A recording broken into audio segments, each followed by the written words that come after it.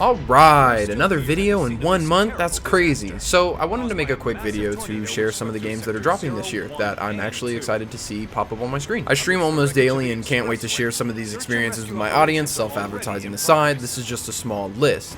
I will go ahead and say as an honorary mention that yes, much like the rest of the world, I too want to play Final Fantasy VII Rebirth, and I'm also looking forward to Baldur's Gate 3. But there's certainly more I want to hop into, which is a hard statement to make knowing that my backlog of games is an ever-growing shadow that looms over my chair as I sit at the desk waiting to swallow me whole as I click away at my keyboard writing this entire sentence. Regardless of that, the end of this year is packed with some good games, and I certainly hope that my wallet is able to carry me through the new year. So without further ado, let's start this list off with one of my personal favorites. And now for something completely different.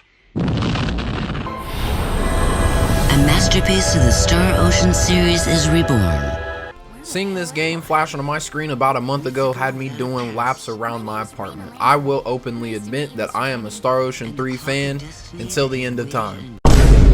But Star Ocean 2 is where I really began. Now, I know we've gotten upgrades in the past, back on the PSP, and of course we'll always have the original on the PS1. But the upgraded visuals are an absolute delight to see, and with a huge cast of characters, I am extremely pumped to see how all of them look in this new style. With all that said though, I am super excited to see the combat with all its flashy skills, animations, and the fucking music. I know it may seem odd, but this awkward action combat system as a kid had me ecstatic after hitting combos and figuring out the right setups to get off certain moves and skills. Thankfully, this game is coming out this year, and dare we pray for a Star Ocean 3 remake, cause that'll be the end game for me. But before that, I'm happy to step back into Claude or Rena's shoes and see their story again.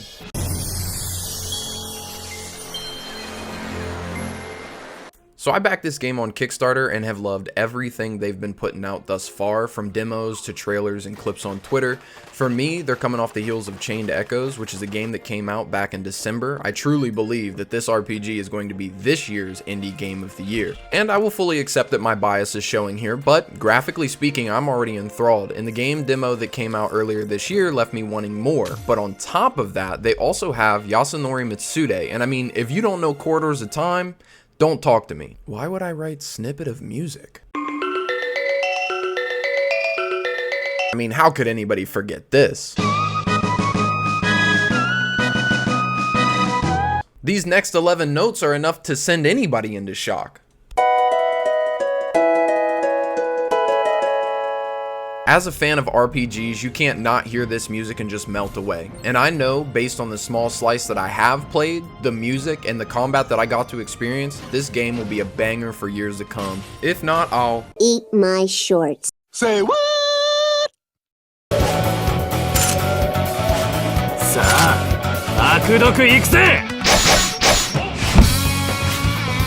Oh boy, this game. This game. After Disgaea 6, I didn't think the series would recover, to be honest, but I've been a fan for this series forever, and it would kind of be blasphemy to ignore the series at this point. I've had a crush on these games since Disgaea 2, and well, they just kind of keep on delivering in my opinion.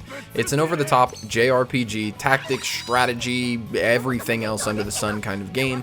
The unique characters and wacky storytelling has always been at the forefront of discussion when it comes to Disgaea as a whole, and I have to admit, the sheer charm that this series exudes just keeps me coming back, even when it comes to less optimal entries. So I can only hope that with all these issues ironed out, at least at the time that it comes on PS5, that it'll be a good game. And I don't want to start any fights in the comment section, but Adele is the best character. Can we all agree on that?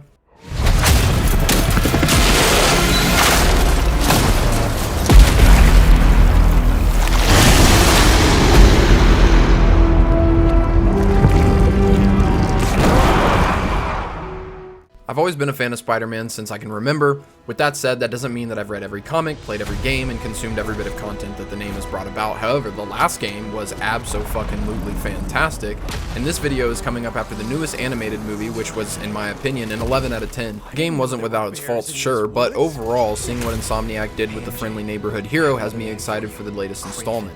And now, with the inclusion of Miles, who I know got his own little game, and Venom, I can't wait to see what they do with the story from here. Ignite your heart.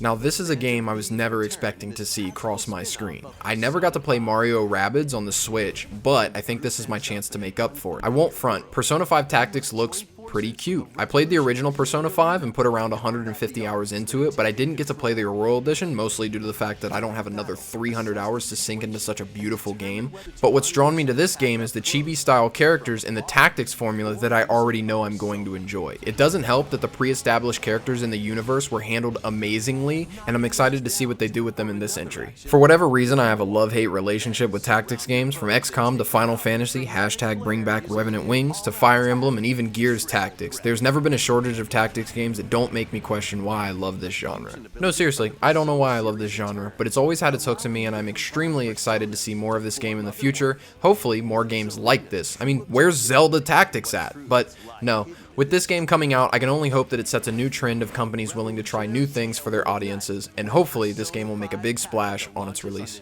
With all that said, I can only hope that someone out there shares some of the excitement I have for these upcoming titles, or maybe you saw something new that wasn't on your radar, and who knows, maybe I'll see you in stream. But for now, it's time to turn off the lights, and I'll catch you folks in the next one. Thanks for watching.